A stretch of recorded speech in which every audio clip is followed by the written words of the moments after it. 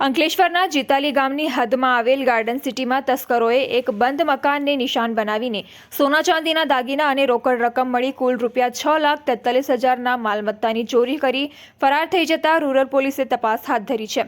Police સૂત્રીય માહિતી મુજબ અંકલેશ્વરની garden સિટીમાં રહેતા અને મૂળ મહેસાણાના વિસનગરના હિમાંશુ ઠક્કર ગત તારીખ 13 જાન્યુઆરીના રોજ સવારના અરસામાં મકાન બંધ કરી પત્ની સાથે નેત્રંગ તાલુકાના ફૂલવાડી ગામ ખાતે આધ્યાત્મિક કાર્યક્રમમાં ભાગ લેવા ગયા હતા અને તેઓ ત્યાં જ રાત્રિ રોકાણ કર્યું હતું। દરમિયાન તસ્કરોએ તેમના બંધ મકાનને નિશાન બનાવી દરવાજાનો લોક તોડી અંદર પ્રવેશ કર્યો હતો અને તિજોરી તોડી તેમાંથી સોના ચાંદીના દાગીના અને રોકડા ₹70,000ની ચોરી કરી ફરાર થઈ ગયા હતા।